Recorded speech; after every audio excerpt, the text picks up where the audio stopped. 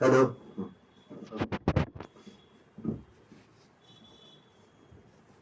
10 October 2023 आणि आज जागतिक मानसिक आरोग्य दिन. या आरोग्य दिनानिमित्त मी सर्वात प्रथम आपल्या सर्वांना आपलं सुदृढ मानसिक आरोग्य राहावं अशा शुभेच्छा देतो आणि आजच्या तिसऱ्या म्हणजे व्याख्यानमालेच्या तिसऱ्या सत्राच्या तिसऱ्या पुष्पाची सुरुवात करतो. एक 2 मिनिट मी आपल्याला मानसिक आरोग्य दिन साजरा का करतात त्याची थोडीशी कारणं सांगेन. 1992 सालापासून WHO वर्ल्ड हेल्थ ऑर्गनायझेशननी हा दिवस 10 ऑक्टोबर हा जागतिक मानसिक आरोग्य दिन म्हणून साजरा करायला सुरुवात केली. वस्तुस्थिती काय आहे ते थोडंसं आपल्याला समजून घेतलं पाहिजे की ज्या पद्धतीनं शारीरिक आरोग्याकडे महत्व दिलं जातं त्या पद्धतीनं मानसिक आरोग्याकडे महत्व दिलं जात नाही. किंबहुना आरोग्याची व्याख्या करत असताना शारीरिक, मानसिक, आध्यात्मिक, सामाजिक असे हे सगळे पैलू एकत्र येऊनच आरोग्य पूर्ण होत असतं.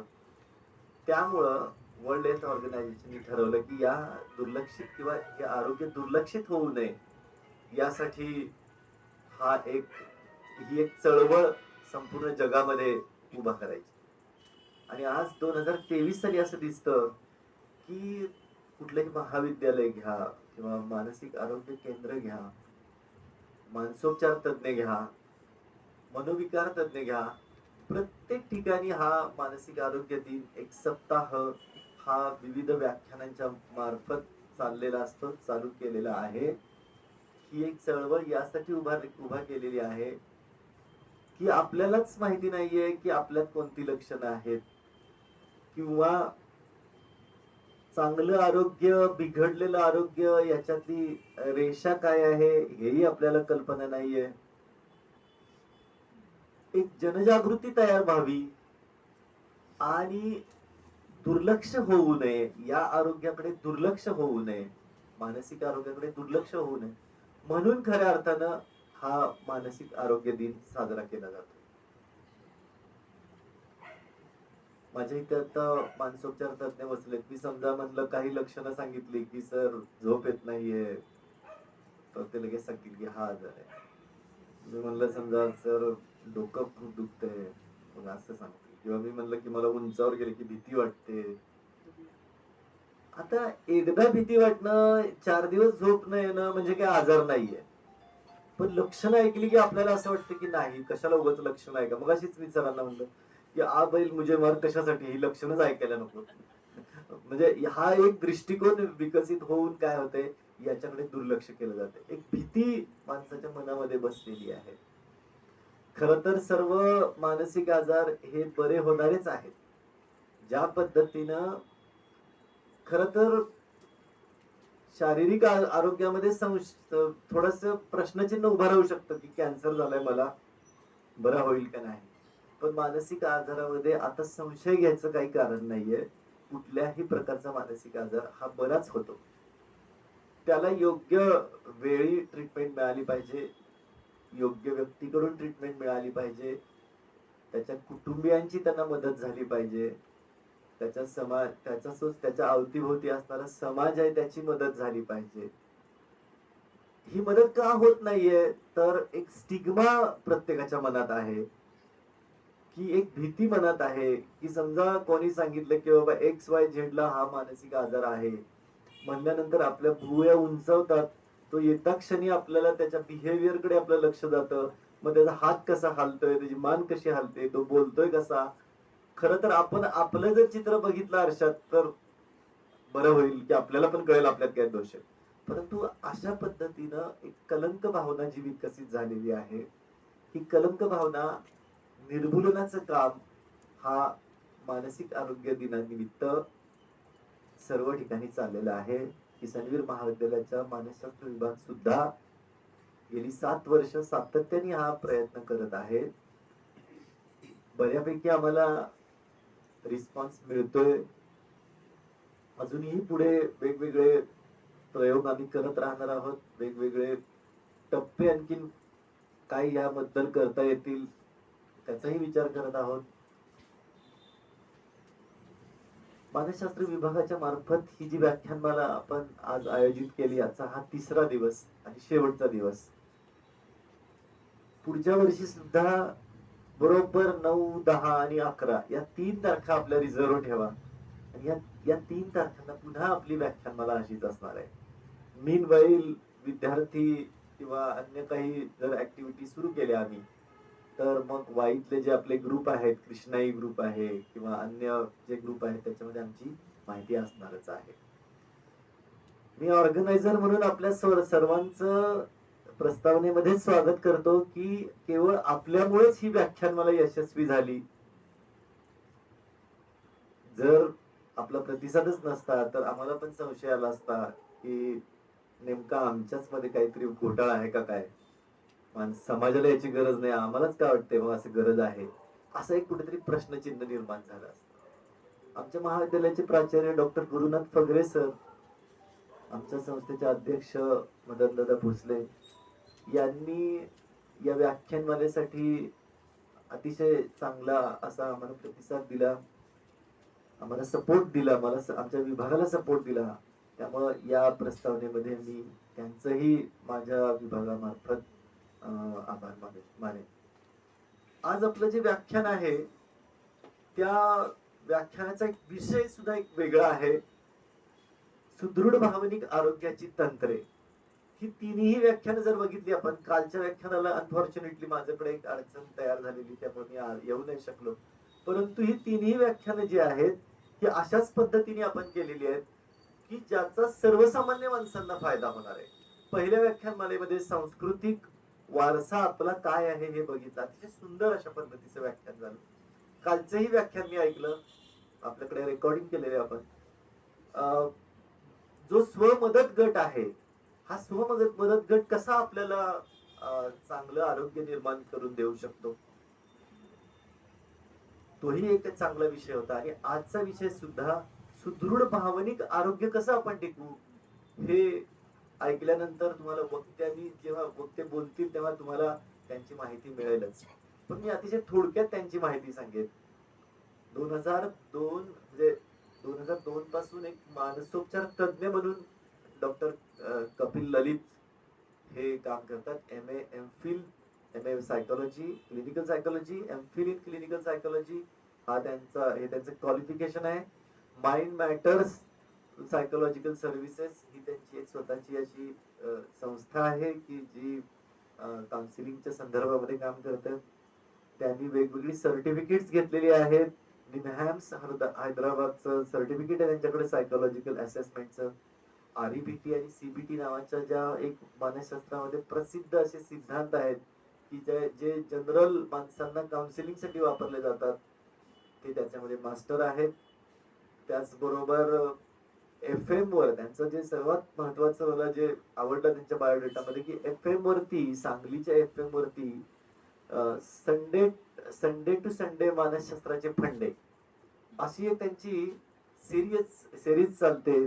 आणि एक वेगळा विषय घेऊन त्याच्यावर डिस्कशन ग्रुप त्या रेडिओवरती सांगत असतात. बऱ्याच रेडिओ चॅनल वरती त्यांची व्याख्यानं असतात.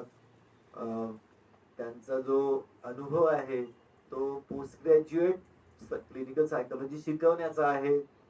त्याही शिक्षण क्षेत्रात सुद्धा ते चांगल्या पद्धतीनं काम करतायत.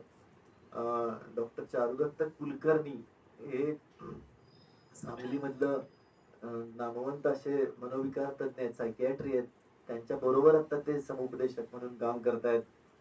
त्याचबरोबर मानसशास्त्रावर आधारित अशी पथनाट्य ते बसवतायत, कलाकार आहेत. 175 लेक्चर म्हणजे सरासरी त्यांची जी आहे, आपण मॅच मध्ये म्हणतो की सरासरी काय आहे खेळाडूची, तर या खेळाडूंची सरासरी 175च्या पुढच्या लेक्चरची आहे. दरवर्षी इतकी लेक्चर्स ते मानसशास्त्र या विषयावर वेगवेगळ्या ठिकाणी जाऊन घेत असतात.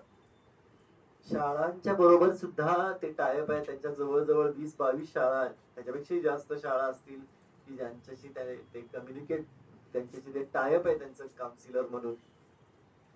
अशी एक आपल्या वक्त्याची ओळख आहे. याच्यापेक्षाही अजून ओळख करून देता येते, पण त्यांची ओळख आपल्या व्याख्यानातून होईल.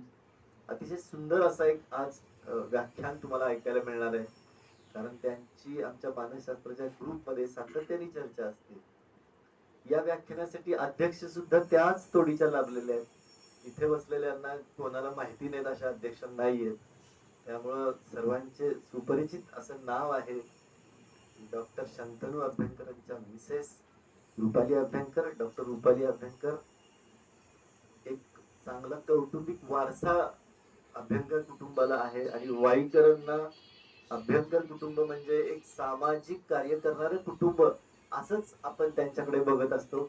डॉक्टर म्हणून खूप कमी बघतो आपण, पण रुपाली अभ्यंकर म्हणलं की रोटरीचं नाव आठवतं, रुपाली अभ्यंकर म्हणलं की टिळक ग्रंथालय आठवतं, रुपाली अभ्यंकर म्हणलं की कुठे काहीतरी शिबिर आहे का, नेत्र विकास शिबिर आहे का, असं काहीतरी आठवतं. अशा वेगवेगळ्या ऍक्टिव्हिटी मध्ये रुपाली अभ्यंकर मॅडम नेहमी कार्यरत असतात. MBBS नेत्ररोग तज्ञ, MS नेत्ररोग तज्ञ असं त्यांचं क्वालिफिकेशन आहे. रोटरीमध्ये जवळजवळ 26 वर्ष त्यांचं काम आहे आणि नुसतंच काम नाही तर ऍक्टिव्ह मेंबर आहेत. त्या पाचगणीच्या बेलेअर हॉस्पिटलमध्ये त्या व्हिजिटिंग डॉक्टर्स आहेत. डोळ्यांचे मोफत उपचार करण्यासाठी जिथे जिथे शिबिर असतात तिथं तिथं रुपाली अभ्यंकर जात असतात. मग ते उस्वाल प्रतिष्ठानचं असेल किंवा अन्य कोणत्याही प्रतिष्ठानचं जरी असलं तरी देतात. आपल्या वक्त्यांप्रमाणेच त्या सुद्धा एक वेगळ्या अशा कलाकार आहेत. प्रतीक थिएटर आपल्याला माहिती आहे की वाईचं एक नामवंत नाव आपण म्हणू त्याला. प्रतीक थिएटर मध्ये मॅडम या उत्साही सदस्य आहेत. अभिनयाचं रौप्य पदक त्यांना मिळालेलं आहे. छंद वेगवेगळे आहेत त्यांचे. पक्षी निरीक्षणाचा छंद आहे, गायक आहेत त्या, बंगाली भाषा त्यांना येते, बंगाली भाषेमध्ये सूत्रसंचालन त्या करू शकतात. रोटरी मध्ये आहेत, IMA मध्ये IMA ची वेगवेगळी शिबिरं घेत आहेत ते.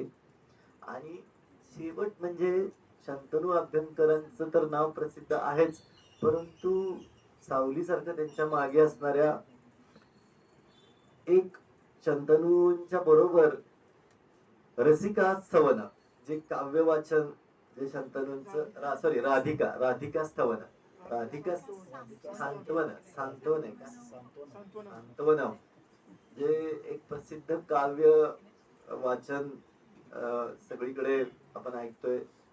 जवळजवळ 22 प्रयोग त्याचे झालेले आहेत. त्यांच्या बरोबर मी त्याचा व्हिडिओ तर काहीतरी पाठवलेला कुठे फोटो, तर त्यांच्या बरोबर मॅडम या 22 प्रयोगामध्ये असतात. असं एक वेगळं व्यक्तिमत्व आपल्याला परिचित असलेलं व्यक्तिमत्व आज अध्यक्ष म्हणून मिळालं. आपल्या प्रमुख पाहुण्यांच्या बरोबर आणखीन त्यांचे 2 मित्र आलेत. एक प्रशांत सपकाळ म्हणून आहेत. प्रशांत सपकाळ जी ते बसलेले आहेत तेही काउन्सिलर आहेत. अण्णासाहेब डांगे बी फार्मसी कॉलेज आष्ट्याचं आहे, तिथे ते काउन्सिलर आहेत.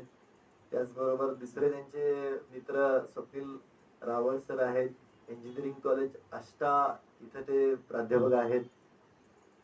त्याचबरोबर आज आमच्या महाविद्यालयाचे प्रभारी प्राचार्य आपल्या समोर आहेत, त्यांची मी थोडक्यात ओळख करून देईन. त्यांचं नाव प्रोफेसर डॉक्टर DN झामरे. रसायनशास्त्रातलं एक मोठं नाव शिवाजी विद्यापीठामध्ये घेतलं जातं त्यांचं. कमवा शिका योजनेमधून शिकून आज प्रोफेसर पदापर्यंत ते आलेले आहेत. MSc केमिस्ट्री त्यांचं, MSc PhD केमिस्ट्री त्यांचं क्वालिफिकेशन. कॉलेजमध्ये वेगवेगळ्या उपक्रमामध्ये सहभागी असतात. अशा रीतीने मी या सगळ्यांचीच ओळख देऊन आपल्या व्याख्यानाला सुरुवात करूया आपण. तत्पूर्वी मी आपल्या पाहुण्यांचं स्वागत करतो. मी प्राचार्यांना विनंती करतो की कपिल सरांचं स्वागत करूया आपण.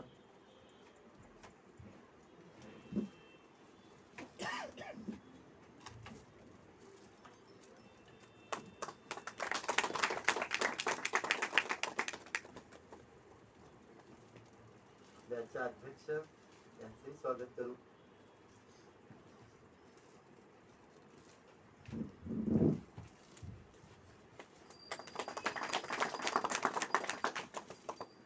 त्यांच्या बरोबर आलेले त्यांचे मित्र त्यांनाही मी बोलवतो, त्यांचंही स्वागत प्राचार्यांनी करावं.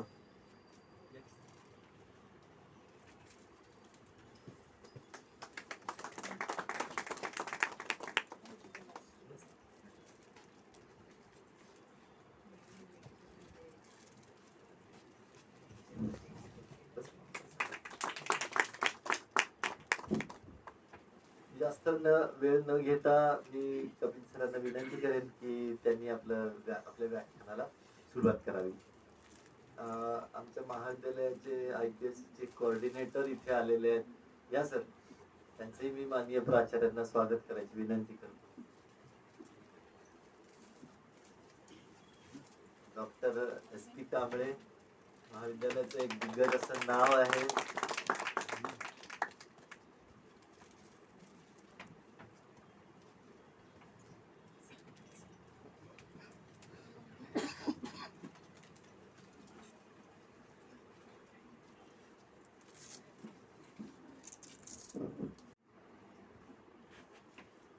घोरपडे सरांनी करून दिलेल्या ओळखीनंतर तुम्ही जर नीट निरीक्षण केलं असेल तर मी 2 घोट पाणी प्यालो.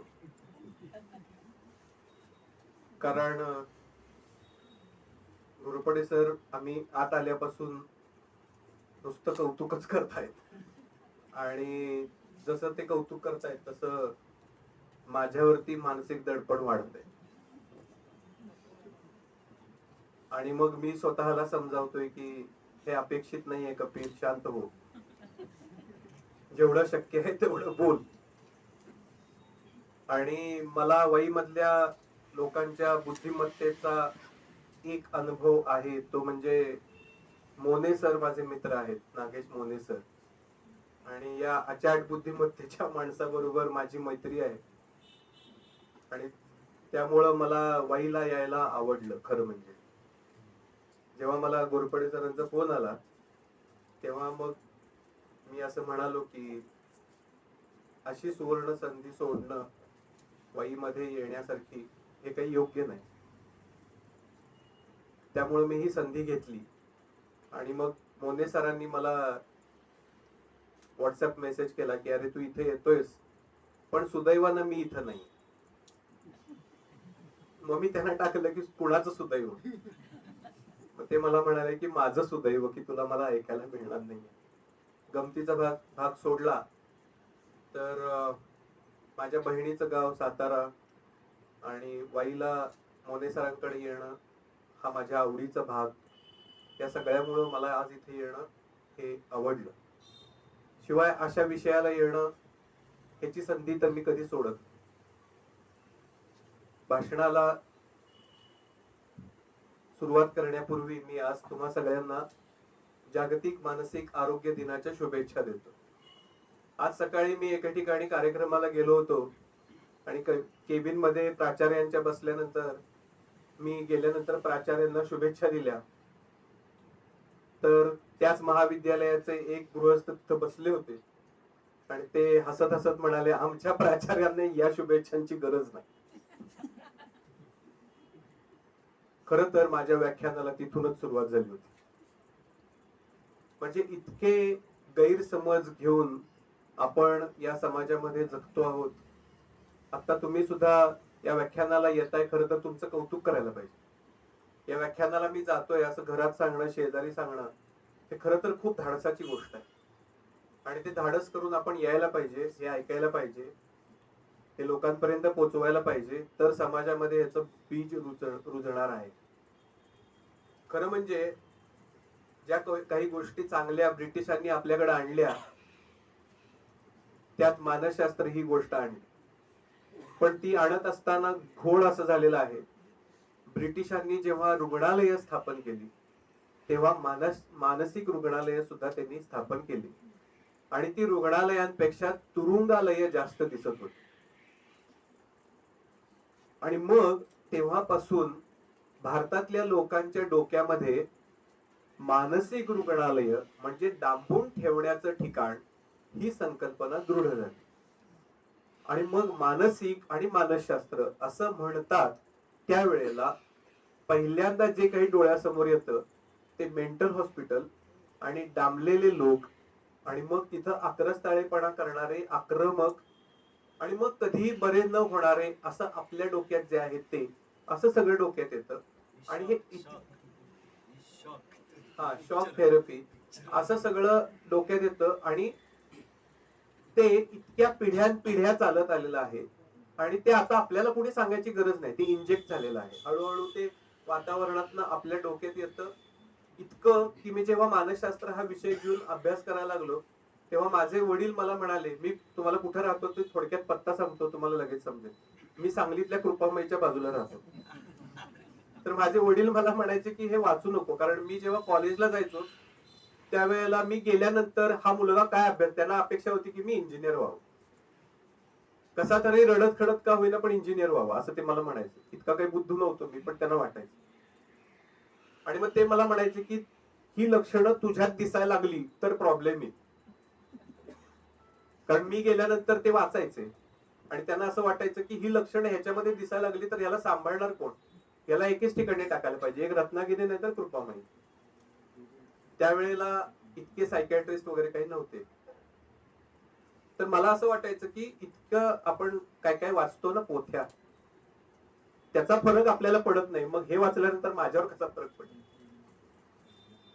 तर हा इतका मोठा गैरसमज समाजामध्ये आहे, अजून होता आहे. माझ्या बरोबर प्रशांत सर बसलेत, आम्ही दोघांनी एकाच वेळेला काम करायला सुरुवात केली 2002 साली. मारून मुटकून एखाद्या महिन्यात एखादा पेशंट यायचा आणि मग त्यावेळेला असं वाटायचं की हे कसं चालणार. पण आज अशी परिस्थिती आहे की इथनं गेल्यानंतर सुद्धा आम्हाला क्लायंट आहे. त्यामुळं मानसशास्त्र हे वेड्यांचं शास्त्र असतं, तिथपासून आज मानसशास्त्र हे आपल्या सगळ्यांचं शास्त्र आहे, इथपर्यंतचा प्रवास आज आहे. आणि मी निश्चित आनंदानं असं म्हणेन की मानसशास्त्राच्या बद्दल समाजाचा दृष्टिकोन चांगल्या अर्थानं बदलतो आहे.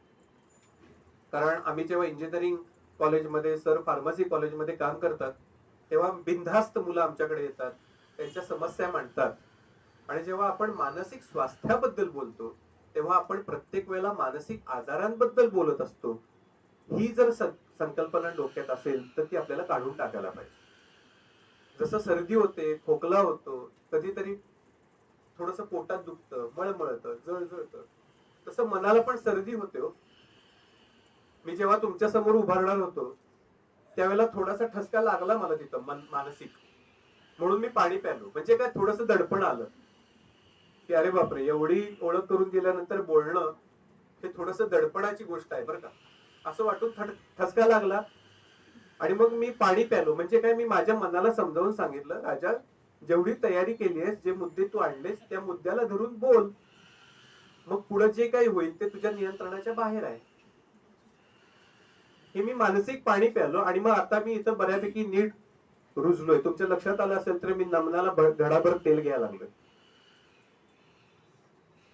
असा मानसिक खोकला, मानसिक सर्दी, मानसिक पोटदुखी, मानसिक जळजळ तुम्हाला सगळ्यांना माहित असेल.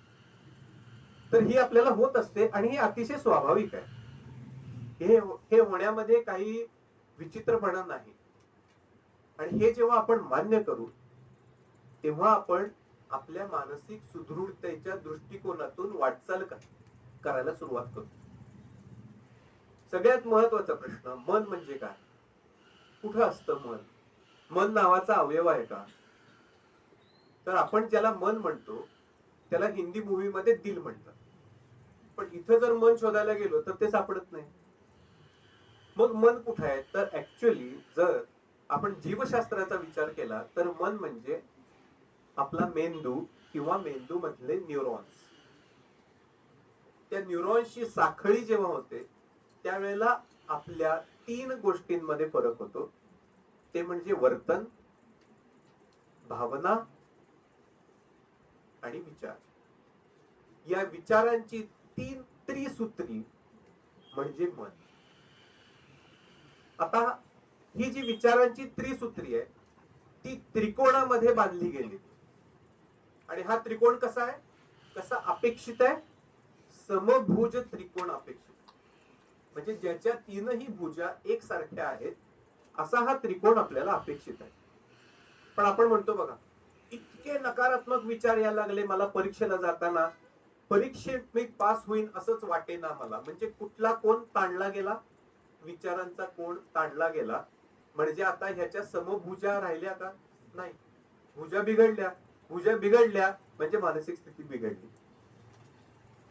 काय झालं माहितीये का, लेक्चरला उभारलो आणि मनावर दडपण आलो, चिंताच भासायला लागली. म्हणजे कुठला कोण ताणला गेला, भावनेचा कोण ताणला गेला, भुजा बिघडल्या म्हणजे मानसिक स्थिती बिघडली. घरी गेलो, मुलांना माझं आवडतं पुस्तक टरा फाडायला सुरुवात केली होती खेळात म्हणून. इतकं डोकं सटकले की दिली एक ठेवून. कुठली भुजा बिघडली, वर्तनाची भुजा बिघडली. मी असं काही करत नाही, उदाहरण म्हणून सांगतो. वर्तनाची भुजा बिघडली. कोण बिघडला म्हणजे मानसिक स्थिती बिघडली. मी परत सांगतोय, मानसिक स्थिती बिघडलीचा प्रत्येक वेळेचा अर्थ आजार असा नसतो. मला सर्दी होते याचा अर्थ लगेच मला न्यूमोनिया झालेला नसतो. माझ्या इथं कुठेतरी गाठ लागते याचा अर्थ प्रत्येक वेळेला कॅन्सर झालेला असतो नाही. त्यामुळं मनस्थिती बिघडतेचा अर्थ असा घेऊ नका. तर आपल्याला आपली ही जी काही मनस्थिती आहे त्यातला जो मनाचा हा भाग आहे, या मनाच्या भागाला या त्रिकोणामध्ये आपण नेहमी तपासायला पाहिजे. काय झाले माहितीये, आपण सगळे उच्च शिक्षित झालो आणि जे आता इथे लहान आहे ते सगळे उच्च शिक्षित होण्यासाठी प्रयत्न करतात. पण ते उच्च शिक्षण कोणतं, तर ते उच्च शिक्षण पुस्तकात. मग एखाद्याची MSc डिग्री असेल, एखाद्याची MPhil असेल, कोणी डॉक्टर झालं असेल, कोणी DM मध्ये डिग्री घेतली असेल आणि कोणी काही केलं असेल. आपण लिहायला शिकलो आणि वाचायला शिकलो, पण आपण एकमेकाच्या भावना वाचायला आणि एकमेकाच्या भावना समजून घ्यायला शिकलो नाहीत. म्हणून तुम्ही जर अलीकडचा एक रिसर्च मी वाचला, ते रिसर्च मध्ये असं लिहिलं होतं की हे IT फील्ड मध्ये काम करणाऱ्या लोकांमधला प्रॉब्लेम असा आहे की हे इकॉनॉमिकली खूप डेव्हलप होत आहेत, तितकेच त्यांना रिलेशनशिप सांभाळण्यामध्ये खूप प्रॉब्लेम येतात. का, तर संध्याकाळी घरी आल्यानंतर हा बाबा दमून आला असेल असं बायकोला वाटत नाही आणि ही बाई दमली असेल असं नवऱ्याला वाटत नाही. आणि जरी वाटत असलं तरी ते व्यक्त कसं करायचं हे माहित नाही. आता तुम्ही मला सांगा, सुदृढ मन राहीलच कसं? आणि आपण मुलांना काय म्हणतो, मुलांचा बॅरोमीटरचा काटा अलीकडे हलतच नाही. म्हणजे काय, मुलांना रिस्पेक्ट कसा द्यायचा हे समजतच नाही. आपण कधी मूल घरात आल्यानंतर शाळेतून आलायस तू दमलायस रे बाबा असं म्हणत नाही. शाळेतून आल्या पहिल्यांदा काय म्हणतो, बूट पहिल्यांदा जागेवर ठेव, मी पण दमलीये दिवसभर काम करून. म्हणजे मीच दमलोय हे जर माझ्या आईला कळत नसेल तर आई दमली आहे हे मला कळायचं काही कारणच उरत नाही. आणि मग सुदृढ मनाची तंत्रे म्हणून कपिल सरांचं लेक्चर ठेवण्यात काही अर्थच नाही, कारण मीच मला छळतोय. मला जर कळत नाहीये की माझा मुलगा दमू शकतो, माझी बायको दमू शकते, भले दिवसभर माझी बायको घरात काम करते, त्याचा अर्थ असा नव्हे की ती मजा मारते आणि ती दमणार नाही. म्हणजे मला इथं सांगण्याचा मुद्दा असा आहे की आपण लिटरेट आहोत, आपण साक्षरता अभियान चालवलं, पण आपण भावनिक साक्षर नाही आहोत.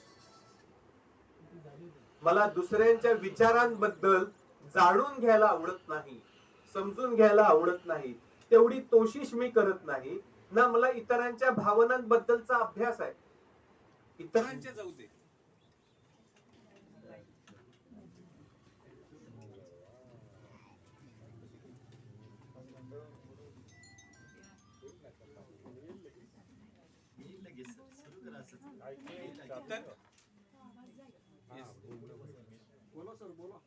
हो हे माझ्या मानसिक स्वास्थ्याची परीक्षा आहे, तुम्ही काळजी करू नका.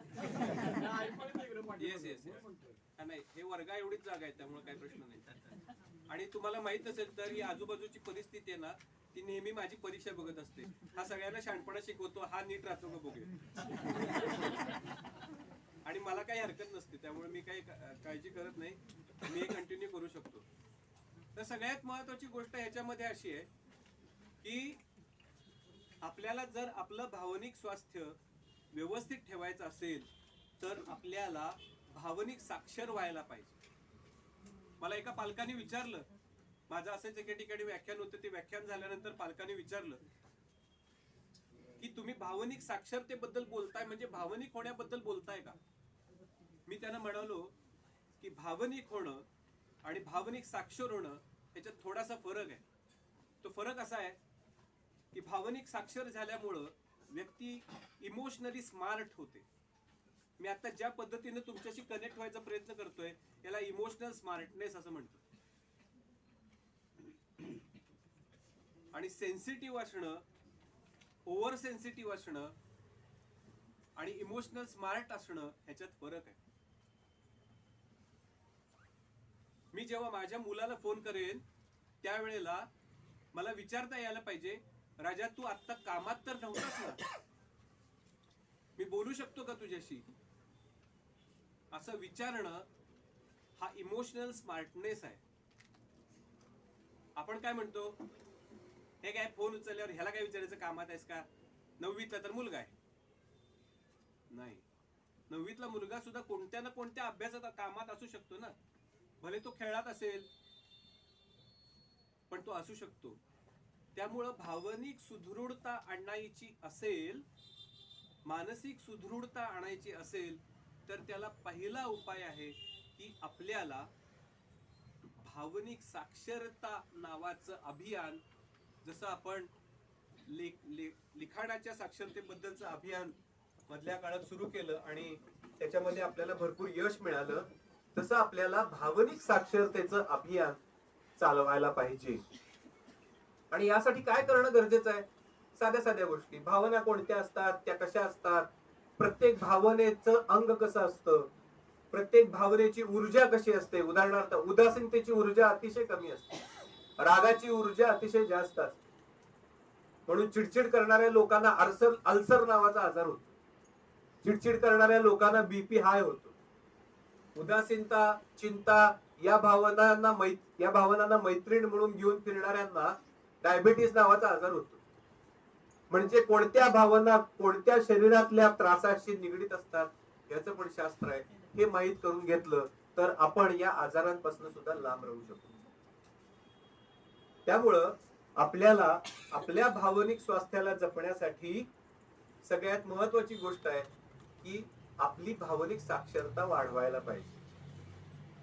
मला आनंद आहे सांगायला, मी याच्या आधी सरकारला नावं ठेवायचो, कोणतेही सरकार असो, पण मला आज आनंद वाटतो नवीन एज्युकेशनल पॉलिसी मध्ये, न्यू एज्युकेशनल पॉलिसी 2020 मध्ये असं म्हटलेलं आहे की प्रत्येक शाळेमध्ये आणि प्रत्येक इयत्तेसाठी शाळांनी मुलांच्या SEL स्किल्स वरती काम करणं गरजेचं आहे. Social and emotional learning skills. तुम्हाला ऐकायला आश्चर्य वाटेल, एका मोठ्या कंपनीत जनरल मॅनेजर म्हणून काम करणाऱ्या एका साहेबांचा मुलगा अमेरिकेत इंजिनियर म्हणून इंजिनिअरिंग शिकायला गेला. शक्यतो मुलं इथे इंजिनियर होतात आणि तिकडे जातात. हा इंजिनिअरिंग शिकायला तिकडे गेला, इंजिनियर झाला, आता तो जॉब करतोय तिथं. मी जेव्हा त्या कंपनीमध्ये ट्रेनिंग घ्यायला गेलो होतो तेव्हा ते जनरल मॅनेजर साहेब मला म्हणाले, अहो मग तुम्ही माझ्या मुलाशी ऑनलाईन बोलाल का? म्हटलं हो बोलेल, काय प्रॉब्लेम आहे? नाही तुम्ही त्याच्याशीच बोला. हे टिपिकल वडील आणि मुलाचं नातं होतं, त्याच्यावर जास्त बोलायला नको. मी जेव्हा त्या मुलाशी बोललो तेव्हा तो मुलगा मला म्हणाला, मी एक उदाहरण सांगतो तुम्हाला. मी एक मॉल मध्ये गेलो होतो, मॉल मधनं काही वस्तू घेतल्या. त्या वस्तू घेत असताना एक 45-46 वर्षाची लेडी तिथं आली आणि ती मला म्हणाली, you Indian people have good dressing sense. आणि ना मला दरदरून घाम फुटला. मला तिला उत्तर काय द्यावं तेच कळलं नाही. तिला जो फीडबॅक द्यायचा होता तो दिला, ती गेली. मीच तिथं स्तब्ध होतो, मला काही कळलं नाही. मला दरदरून घाम फुटला होता, जाम भीती वाटत होती. मी कसं तरी सामान घेतलं आणि तिथनं पळालो. त्यानंतर एके ठिकाणी कुणाला तरी साहित्य उचलून गाडीत ठेवायचं होतं. ते मला म्हणाले, गृहस्थ जरा मदत करशील का? मी मदत केली. त्यानंतर ते मला थँक्यू म्हणाले. थँक्यू म्हटल्यानंतर त्यांना काय रिप्लाय द्यायचं तेच मला समजलं नाही. मी तिथनं घाबरून पळालो. तुमच्या लक्षात येतंय का? Lack of social skills. मुलगा इंजिनियर आहे म्हणजे शास्त्र आता असं सांगताय आणि संशोधन आता असं सांगताय, येणाऱ्या, आणि हे तुम्ही रोज ऑब्झर्व करताय, येणाऱ्या पिढीमध्ये बुद्धिमत्तेचं प्रमाण अचाट असणार आहे. म्हणून आपण काय म्हणतो बघा, आमचा मुलगा तो धाकटा घरातला ते लहान जन्माला आलेलं बाळ, त्याला पटपट गोष्टी समजता येतो, लवकर चालायला लागला, लवकर बोलायला लागला, लवकर सगळं समजतंय, मोबाईल हातात द्या पटकन तो वापरतोय. याचा अर्थ शास्त्रात असा की बुद्धिमत्ता वाढती आहे. पण त्याच वेळेला तुम्ही काय म्हणता, मोबाईल दिला नाही तर आक्रस ताळेपणा करतो, वस्तू फेकून देतो, मार्क कमी पडले तर उदासीनता येते, नवीन मोबाईल देतो या दिवाळीत म्हटलं तर दिवाळी येईपर्यंत थांबायची तयारी नसते, मित्रमैत्रिणींमध्ये मिसळायचं नसतं. एकतर 10वीतला मुलगा मला म्हणाला, दादा मला काय होतं, मी चॅटिंग भरपूर करतो मित्रांशी, पण तेच मित्र समोर आले की मला कसनुसं होतं, मला बोलताच येत नाही त्यांच्याशी. त्याचा अर्थ फार गंभीर आहे आणि हा आपण समजून घ्यायला हवा. शास्त्र म्हणतं, संशोधन असं म्हणतं, याचा अर्थ असा आहे की बुद्धिमत्ता म्हणजे इंटेलिजन्स, जो आपल्याला अभ्यास करण्यासाठी उपयोगी पडणार आहे, तो वाढतो आहे नैसर्गिकरित्या. पण सोशल आणि इमोशनल स्किल्स म्हणजे त्यातला इंटेलिजन्स हा कमी होतो आहे आणि हा धोक्याचा इशारा आहे. आणि जर भावनिक सुदृढता आणायची असेल तर आपल्याला यावर जाणीवपूर्वक काम करायला पाहिजे. एका लेक्चर मध्ये मी असंच बोलत होतो, तिथं असलेले आजोबा लेक्चर झाल्यावर आले आणि मला म्हणाले, हे फॅड आहे सगळं, तुम्हाला व्यवसाय करायचा आहे म्हणून मी तिथं लेक्चर मध्ये काही बोललो नाही. का? आम्हाला कुठं कोण मानसतज्ञ होता, कोण कपिल येऊन आम्हाला सांगत होता, कुठला प्रशांत येत होता आणि आम्हाला सांगत होता तुम्हाला आपलं पोट भरायचंय म्हणून हे सगळं चाललंय? नाही, ही संशोधनं आहेत आणि तुमच्या आजूबाजूला आजकाल हे सगळं दिसतं आहे. तुम्ही पेपरमध्ये बघाल आणि एकूण आकडेवारी बघाल तर एकूण आत्महत्यांच्या टोटल 40% आत्महत्या या तरुण वर्गाच्या म्हणजे वय वर्ष 12 ते 29 या वयोगटातल्या होत आहेत आणि ही अलार्मिंग सिच्युएशन आहे. मला याच्यावरती भरपूर बोलता येईल पण वेळेचं भान ठेवायला पाहिजे. आपल्याला जर आपली भावनिक सुदृढता ठेवायची असेल तर आपल्याला हे समजलं पाहिजे की माझ्या नियंत्रणात कोणत्या गोष्टी आहेत आणि माझ्या नियंत्रणाच्या बाहेर कोणत्या गोष्टी. मी आता लेक्चर द्यायला तुम्हाला इथं उभारलोय, तुमच्याशी गप्पा मारायला उभारलोय. मी समजा असं ध्येय निश्चित केलं की मी जे सांगतोय ते समोरच्यांना समजायला पाहिजे कोणत्याही परिस्थितीत.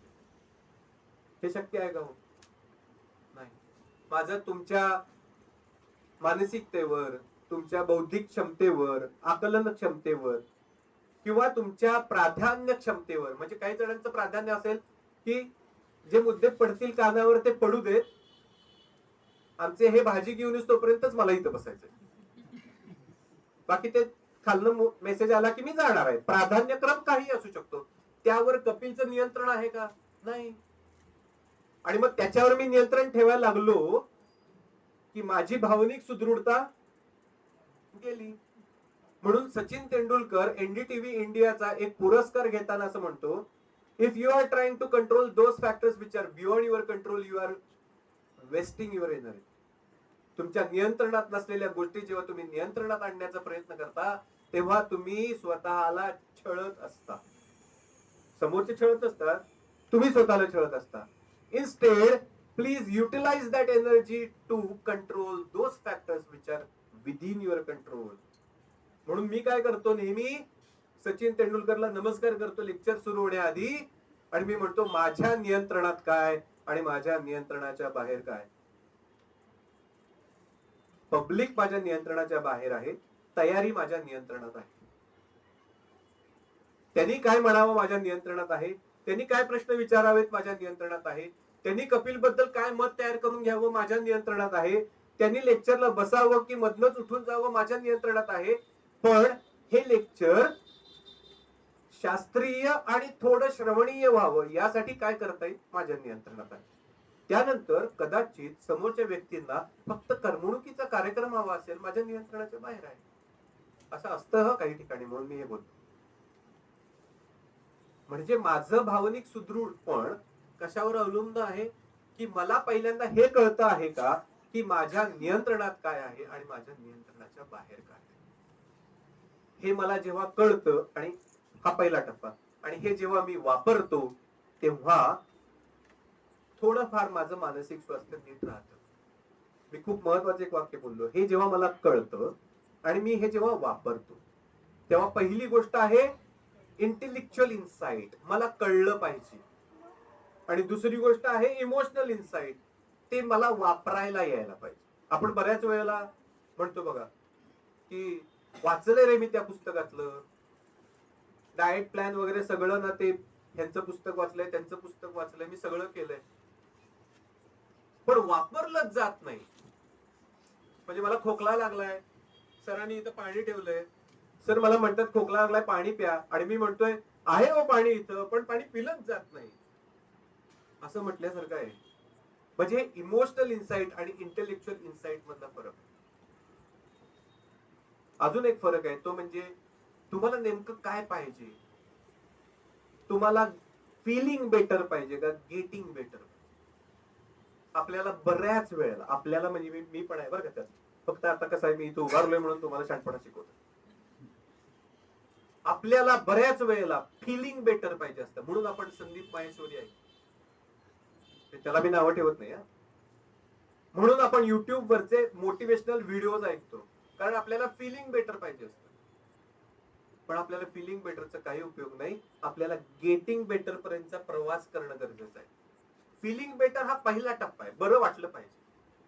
पण गेटिंग बेटर साठी माहेश्वरी सरांनी सांगितलेले फंडे वापरले तर गेटिंग बेटर, रामदास स्वामींनी सांगितलेले फंडे वापरले तर गेटिंग बेटर, ज्ञानेश्वर सरांनी सांगितलेले फंडे वापरले तर गेटिंग बेटर. फार काही बाहेर पाश्चात्य देशांमध्ये जायची गरज नाही. पहिल्या लेक्चर मध्ये तुम्हाला सांगितलं त्यांनी की सांस्कृतिक वारसा कसा आहे मानसशास्त्राचा भारतामध्ये, पण ते वापरले तर मानसिक सुदृढता. न वापरता त्या फंड्यांची चिठ्ठी खिशात करून ठेवली तर बरं नाही होत. म्हणजे सांगतात ना, लसूणची पाकळी गळ्यात ठेवा म्हणजे ते हे कमी होईल वगैरे. तसं मी सांगितलेले फंडे आता चुरगाळून गळ्यात माळ करून घाला, मानसिक सुदृढता राहील असं काही नाही आहे. म्हणजे ते वापरलं पाहिजे. त्यामुळे कुठलेही फंडे मी आता सांगतोय ते वापरल्याशिवाय होणार नाही. मग फंडा कुठला? Factors within control, factors beyond control. तिसरी गोष्ट जी तुम्हा सगळ्यांना माहित आहे की आपल्याला स्वतःच हित जोपासता यायला पाहिजे. आपल्याला आपल्याकडे स्वतःकडे लक्ष देता यायला पाहिजे. आपण ना इतरांच्या बाबतीत जेवढे हार्श असतो ना, त्यापेक्षा जास्त आपण स्वतःच्या बाबतीत हार्श असतो. इतरांना आपण जास्त छळत नाही, आपण स्वतःला जास्त छळतो. म्हणजे सकाळी 6चा गजर लावतो का लावतो? व्यायाम करण्यासाठी, अभ्यास करण्यासाठी, आणि त्याचा गळा घोटतो आणि बंद करून टाकतो आणि म्हणतो उद्यापासून करू. म्हणजे आपण स्वतःला जास्त छळतो, कारण आज व्यायाम न केल्यामुळे पुन्हा शरीराची तक्रार सुरूच होणार. म्हणजे स्वहित आपण जोपासायला पाहिजे. पहिल्यांदा आपण स्वतःकडे लक्ष द्यायला पाहिजे.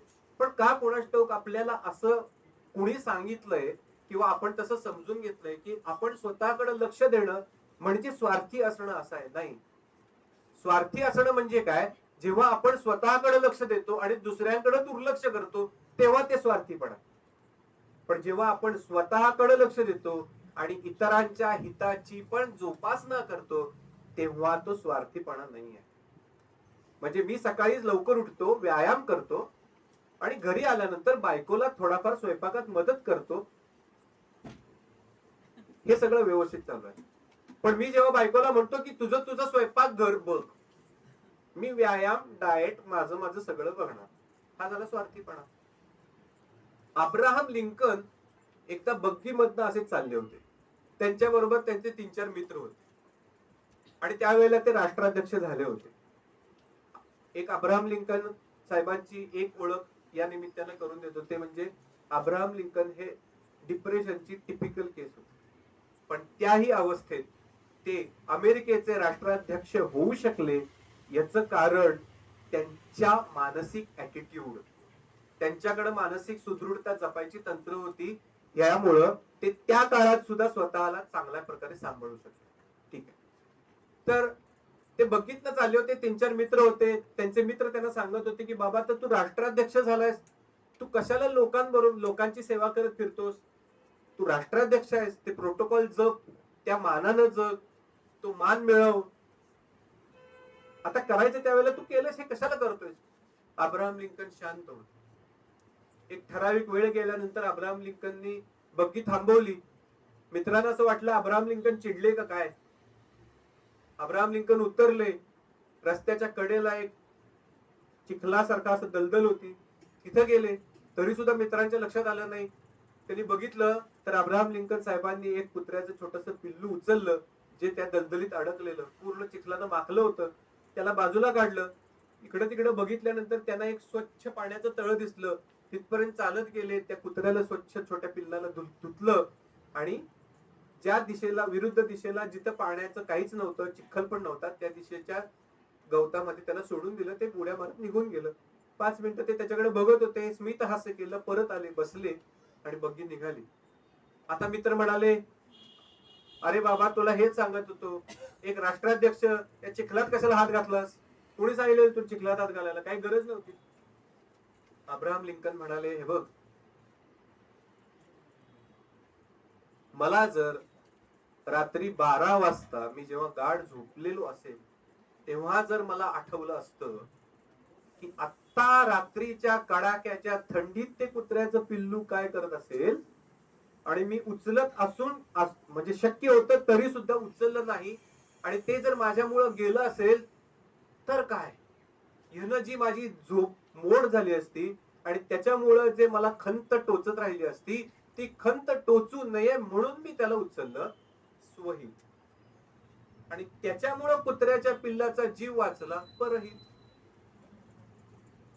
माझ्या स्वहिताला परहिताची सांगड पाहिजे. पूर्वीचे लोक काय म्हणायचे, एक पोळी असेल आणि दोघं उपाशी असतील, म्हणजे मी आणि तो, तर काय सांगायचे, आपण उपाशी राहावं पण त्याला ती चपाती दिली पाहिजे, पोळी दिली पाहिजे. आता आम्ही सांगतो, मी अर्धी खायची आणि तू अर्धी खायची. मी उपाशी राहायचं काही कारण नाही. स्वहिताला परहिताची सांगड घालता यायला पाहिजे. नंतर काय होणार, त्याला एक चपाती देणार आणि नंतर मोठं म्हणत बसणार, मी उपाशीच आहे, त्याचं काय. कारण तो काय करतो, खातो आणि परत न ओळख देता निघून जातो. त्यापेक्षा अर्धी अर्धी दिलेली बरी. आपल्याला पॅन्डेमिक ना अजून एक गोष्ट शिकवली, आपली स्वतःची मानसिक सुदृढता टिकवण्यासाठी. मी फक्त प्रशांत सरांना आठवण करतो, नंतर मला सांगा. पॅन्डेमिक ना अजून एक गोष्ट शिकवली, ती म्हणजे अनिश्चिततेचा स्वीकार. कधीही काहीही घडू शकतो. बोलता बोलता लाईट जाते की नाही, काही घडू शकतं. अशी कशी काय लाईट जाऊ शकते? इलॉजिकल प्रश्न आहे. लाईट कशी जाऊ शकते, असं कसं काय? हे गृहस्थ माझ्याशी असे कसे काय वागू शकतात? सहज वागू शकतात. लक्षात ठेवा उत्तर. इतक्या वर्षाचा संसार, अचानक हा गृहस्थ मला डिवोर्स कसा देऊ शकतो? उत्तर काय, सहज देऊ शकतो. नुसता देऊ शकत नाही, सहज देऊ शकतो. कारण परत factors within control, factors beyond control. असं का होऊ शकतं, या प्रश्नाचं उत्तर तुमच्याकडे नाही. एक टेनिसपटू होता.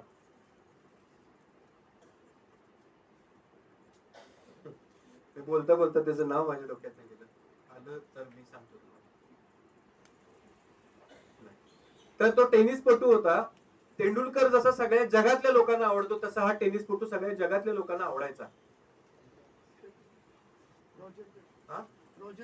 नाही नाही नाही, अलीकडचं नाही, नाही नाही, अलीकडचं नाहीये. हे स्टेप ग्राफ वगैरे नाही नाही. आता आणखीन मी गोंधळणार. तर तुम्ही कोणीतरी गुगलवर व्हाय मी टाईप करा, म्हणजे ते तुम्हाला सापडेल. तर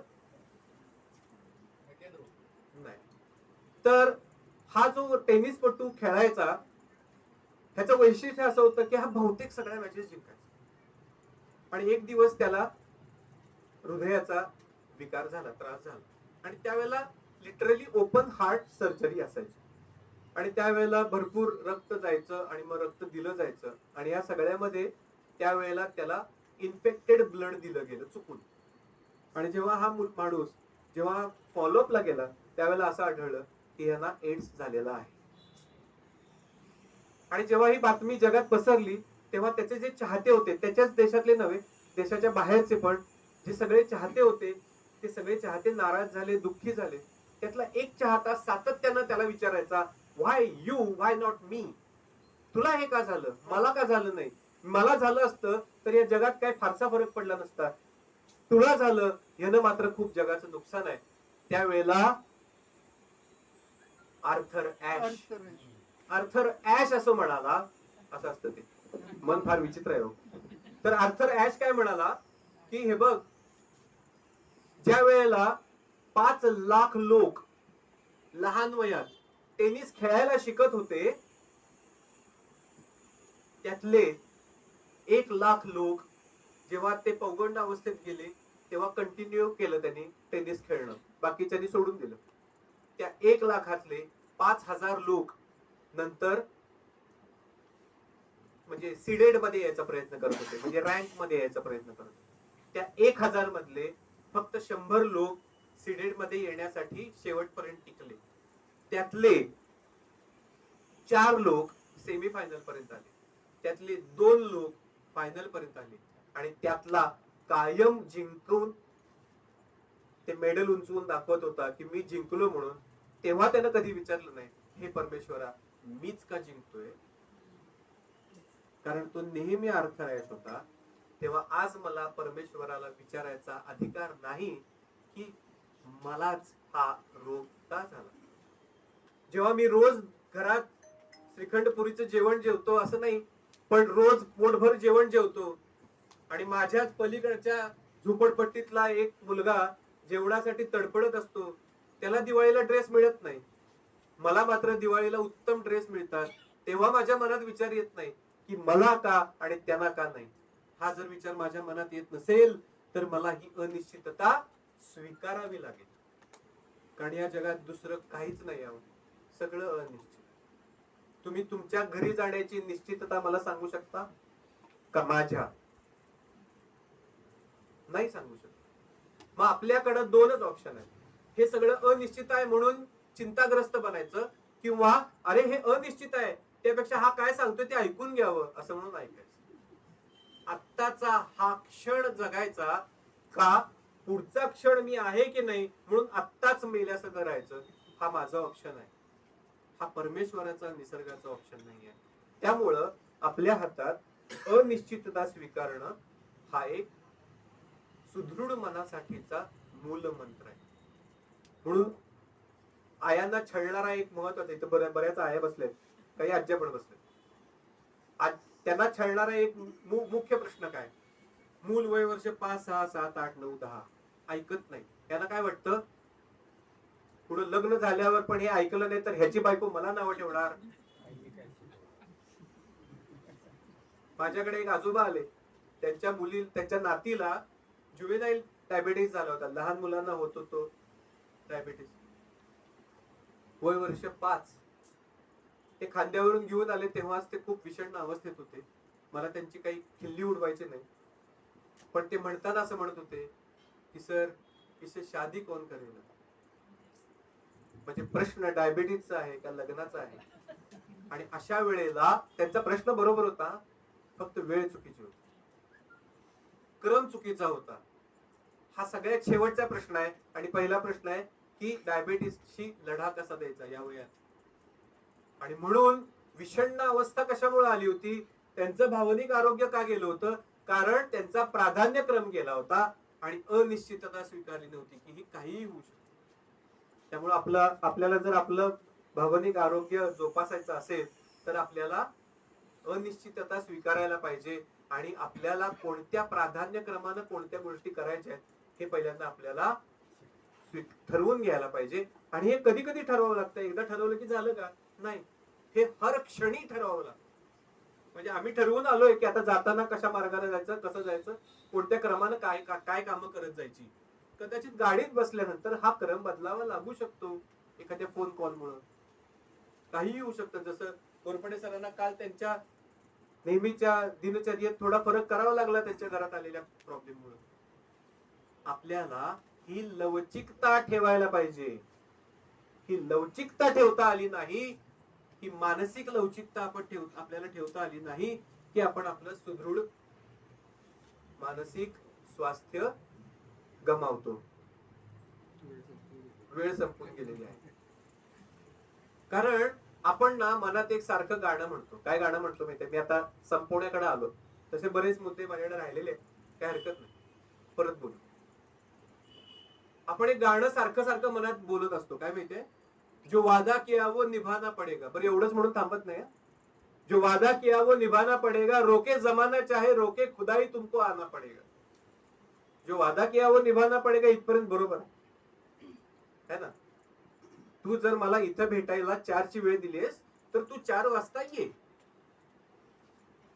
आणि 4 वाजून गेले तरी सुद्धा तू आलेला नाहीयेस किंवा आलेली नाहीयेस, हे काही बरोबर नाही. आपल्याला बाकीच्या काही गोष्टी करायच्यात अजून, तर तू 4 वाजता ये असं म्हणण्यामध्ये चुकीचं आहे का काही? नाही. पण रोके जमाना चाहे, म्हणजे त्याला जर त्याच्या आईनं खुर्चीला बांधून ठेवलं असेल तर तो येऊ शकतो का? नाही. रोके खुदाई तुमको, अगर खुदा ने किसी को रोक रखा है, किसी की जरूरत है वो आ सके नाही. मग काय आहे? त्याला म्हणायचा विचारांचा हट्ट. तुम अगर मुझको न चाहोगी तो कोई बात नाही. म्हणजे मी तुला प्रपोज केलंय, काय माहितीये, असली उदाहरणं दिल्याशिवाय लवकर समजत नाही म्हणून सांगा. तुम अगर मुझको न चाहोगी तो कोई बात नाही. हा ठीक आहे, मी तुला प्रपोज करतो, मी माझ्या प्रेमाची हाक तुला देतो, तुला मी आवडत असेल तर हो म्हण, तुला आवडत नसेल तर नाही म्हण. तुम अगर मुझको न चाहोगी तो कोई बात नहीं, तुम किसी और को चाहोगी तो मुश्किल हो. ही धमकी आहे हो, ही धमकी आहे. त्याला म्हणायचं विचारांचा हट्ट. हा विचारांचा हट्ट आपली मानसिक सुदृढता गमावायला मदत करतो. आपणच आपल्याला छळत असतो. इतर छळतात ती गोष्ट वेगळी, पण आपण पण आपल्याला स्वतःला छळतो. आणि मग या छळवणुकीतनं आपण आपलं मानसिक स्वास्थ्य गमावत असतो. आणि मग आपण म्हणतो हा असा वागतो ना म्हणून माझं डोकं दुखतं, हा असा वागतो ना म्हणून माझी रात्रीची झोप उडते, हे जे घरात चालू आहे ना यानं माझं पित्त खवळतं. म्हणून अल्बर्ट एलिस नावाचा एक मानसशास्त्रज्ञ आहे, तो असं म्हणतो की आपल्या आजूबाजूला असलेल्या या नकारात्मक गोष्टी आपल्या भावनिक अस्वास्थ्यामध्ये कॉन्ट्रीब्यूट करतात, नाही असं नाही, पण मूळ कारण त्या घटना नसतात. मूळ कारण मी आता ज्या गोष्टी सांगितल्या तुम्हाला, नियंत्रणात नसलेल्या गोष्टी नियंत्रणात आणायच्या, प्रॉब्लेम सॉल्व्ह करायच्या ऐवजी ब्लेम करत राहायचं, ध्येय काय आहे आणि मी प्राधान्य कशाला देतोय ते समजून घ्यायचं नाही, परफेक्शनच्या मागे लागायचं, विचारांमधली लवचिकता आणायची नाही आणि ताठरता आणून हे असंच आहे. आपल्याला फार गर्व वाटत असतो ना, हे आहे असं आहे, मी आहे असं आहे, पायावर बघायला सोडून द्या. आपल्याला म्हणताना भारी वाटतं ही माझी जीवनाची तत्व आहेत, मी असाच वागत राहिलो. यानं डोक्याच्या तारा तुटत असतात. आणि जेवढे डोक्याच्या तारा तुटतील, कानात सांगतो आपण लवकर म्हातारे होतो. म्हणून तर किमान आपल्याला हे सगळं पाळलं पाहिजे, कारण म्हातारं होणं फार लवकर कोणाला आवडत नाही. ठीक आहे सर, अजून 5-10 मिनिटं चालेल सर, तुमचे सगळे मुद्दे कव्हर करा. मला ते रुखरुख लागेल की अजून मुद्दे तुमचे झोप लागली. असं व्हायला नको की या लेक्चरला आलोय आणि मानसिक स्वास्थ्य गमावलंय, घरातले कोण आहे तो म्हणून सांगलेले येतील. अजून एक साहेब आहेत आपले सलमान खान, ते काय म्हणतात, तडप तडप के इस दिल से आह निकल. म्हणजे काय झालेलं काय आहे, पिक्चर मध्ये यांचा ब्रेकअप झाला, तर तडप तडप के इस दिल से आह निकल. आपण काय चूक करत असतो बघा, आपल्या बाबतीत प्रॉब्लेम झालेला असतो, थोडा जरा जास्त प्रॉब्लेम झालेला असतो, थोडा किंचित आणखीन जास्त प्रॉब्लेम झालेला असतो, पण वाट लागलेली नसते. आपण काय म्हणतो, सगळ्यांना माझ्या आयुष्याची वाट लागली. वाट लागते तेव्हा आपण काय करतो माहितीये, वाट लागते तेव्हा आपण कुठं असतो माहितीये का तुम्हाला?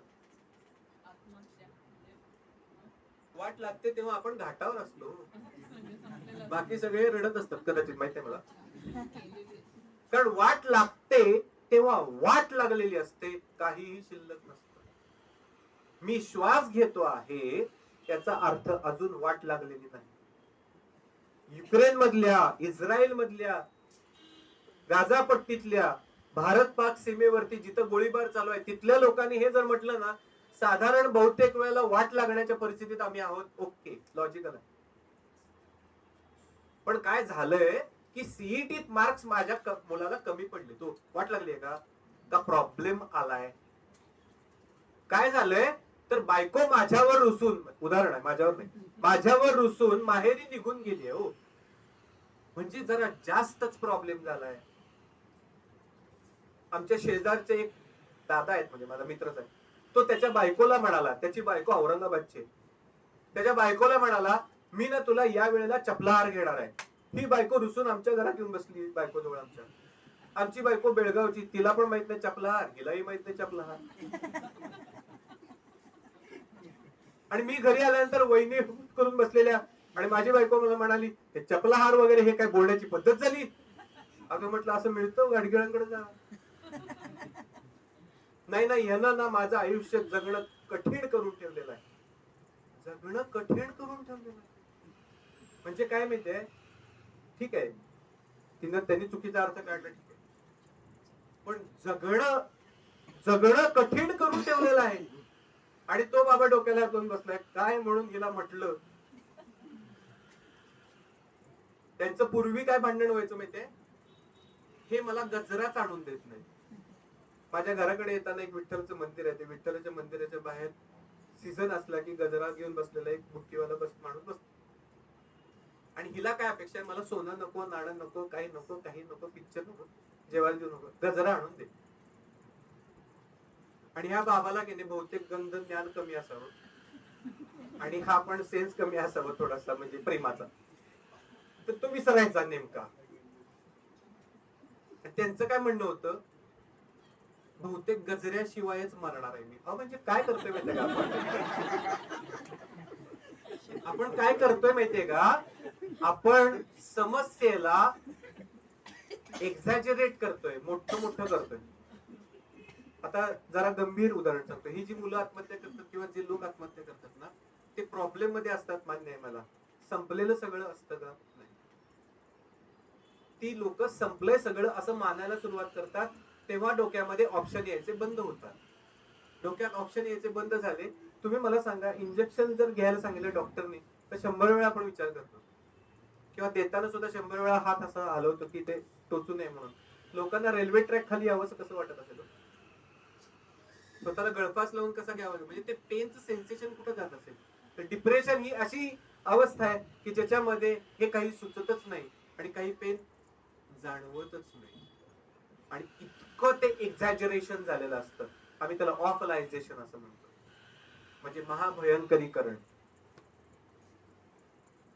बहुतेक वेळेला आपण स्वतःला नावं ठेवून घेतो, मीच बाद आहे म्हणून माझ्या बाबतीत असं होतंय, मीच कुचकामी आहे, मीच असा आहे, मीच तसा आहे. म्हणून मगाशी म्हटलं की आपण स्वतःला छळायची एकही संधी सोडत नाही. बाकीचं जग आपल्याला किती छळतं आणि आपण किती स्वतःला छळतो, असा उद्या जरा 1 तासाचा सेशन स्वतःच घ्या, म्हणजे तुम्हाला कळेल. आणि मग यातनं आपणच आपली भावनिक सुदृढता घालवत असतो. काही जण आपल्याला एक स्केल ठरवून घ्यायला पाहिजे. आपल्याकडे एक स्केल आहे, पण त्या स्केलवर 2च टोक आहेत, खाईन तर तुपाशी, नाहीतर उपाशी. म्हणजे ह्याला म्हणतात ब्लॅक और व्हाईट थिंकिंग. 2च टोक आहेत. पण खरं तर ना, काळा आणि पांढरा असे 2 रंग नसतात. त्याच्या छटा बऱ्याच असतात, आणि त्या छटांवर राहायला पाहिजे. म्हणजे आज कपिल सरांचं लेक्चर एकतर चांगलं होऊ शकतं किंवा बाद होऊ शकतं, असं आहे का? बरं होऊ शकतं, ठीक होऊ शकतं, जास्त ठीक होऊ शकतं, जास्त चांगलं होऊ शकतं, अधिक चांगलं होऊ शकतं, है ना, अधिक बाद पण होऊ शकतं. म्हणजे या छटांमध्ये आपल्याला बोलायची सवय लावून घ्यायला पाहिजे. आपण फक्त 2 टोकांवर काम करतो, एक तर ते चांगलं आहे, नाहीतर ते वाईट आहे. काही लोकांना अशी सवय असते बघा, जेवण कसं होतं, हा सूप आणि कोशिंबीर अप्रतिम होती, पण मला त्यांच्या पोळ्या आणि भातात घातलेला सोडा नाही आवडत. किती बॅलन्स आहे बघा. जेवण कसं होतं, म्हणजे मीठ पण नीट नव्हतं का, आपल्याला छटांवरती बोलायची मुद्दामून जेव्हा सवय लागेल तेव्हा आपण आपल्या भावनिक सुदृढतेकडे जाऊ. याचा अर्थ दुसऱ्यांबद्दल चांगलं बोलायचं असतं असलं काही मी तुम्हाला शिकवत नाही हा. किंवा बायकोच्या स्वयंपाकाचं कौतुक करा वगैरे हे तर आता आपण सोडूनच देऊ. हा, पण मानसशास्त्र असं म्हणतं की जर आपण इतरांच्या चांगल्या गोष्टींचं कौतुक केलं तर मेंदूतली डोपामिन, सिरोटोनिन यासारखी आनंद देणारी जी केमिकल्स आहेत ती केमिकल्स आनंदानं उड्या मारायला लागतात. आणि ही जेव्हा आनंदानं उड्या मारतात तेव्हा आपल्याला आनंद होतो. आपण काय म्हणतो, सारखं कौतुक केलं तर बिघडेल होती, सारखं कशाला कौतुक करायचं. तर ती म्हणून आपली पण केमिकल्स बिघडतात. ती म्हणजे तू बायकोचं कौतुक करत नाहीस मग आम्ही पण उड्या मारत नाही. चल. म्हणजे आपण आपली भावनिक सुदृढता जपण्यासाठी इतरांचं, मी फक्त बायकोच म्हणत नाही, इतरांचं कौतुक करायला शिकलं पाहिजे जर ते खरोखर तसं असेल तर. म्हणजे एखाद्यानं चित्र काढलंय आणि त्या चित्राला बॉर्डर मात्र अतिशय व्यवस्थित काढले तर तुम्हाला म्हणता यायला पाहिजे ना की या चित्राची बॉर्डर खूपच छान काढली असं तू.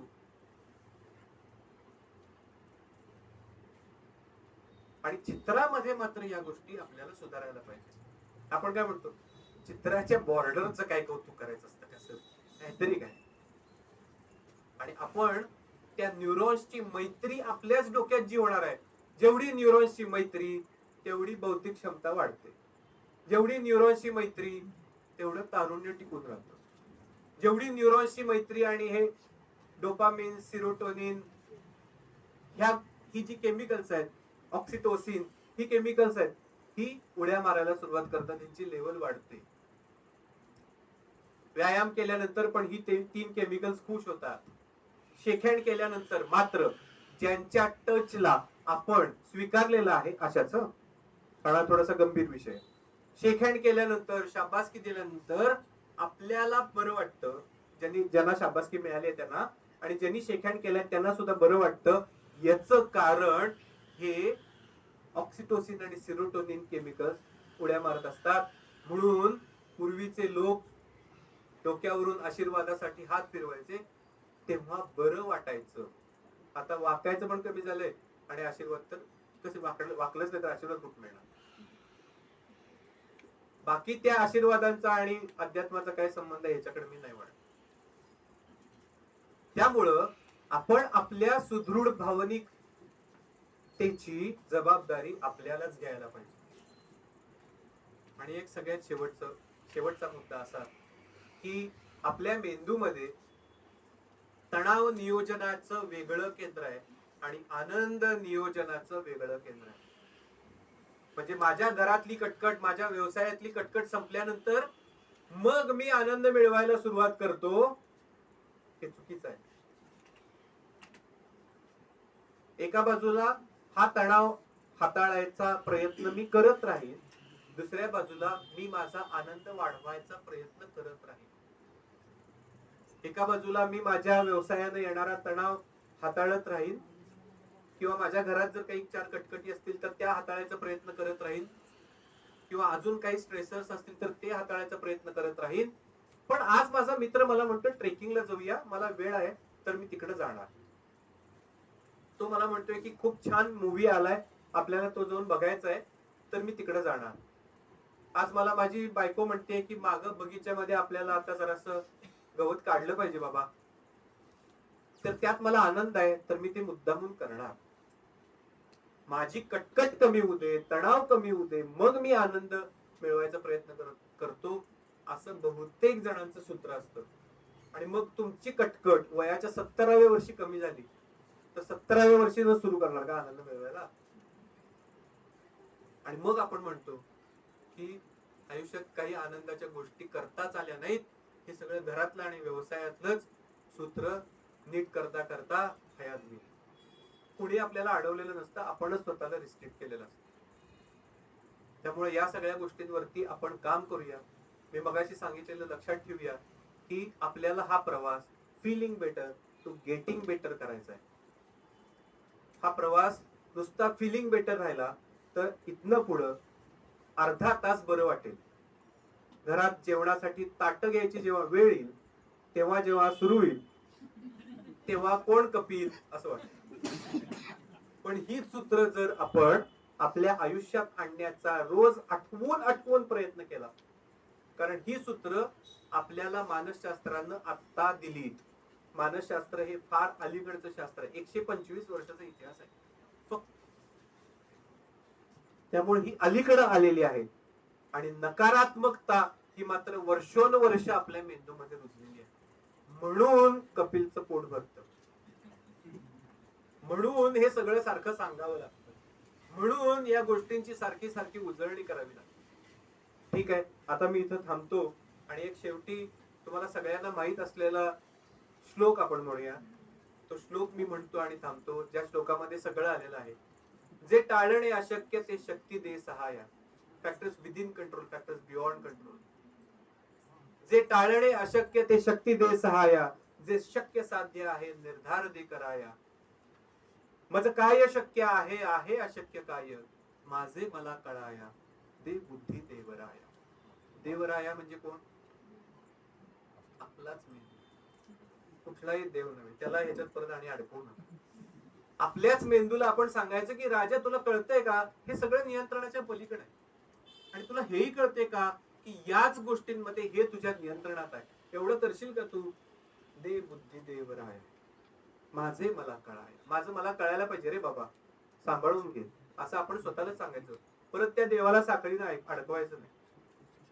मला इथं बोलवलं त्याबद्दल मी किसानवीर महाविद्यालय आणि हे ग्रंथालय या सगळ्यांचे आभार मानतो. इथल्या नियोजकांचे आभार मानतो, आयोजकांचे आभार मानतो आणि इथं थांबतो. धन्यवाद.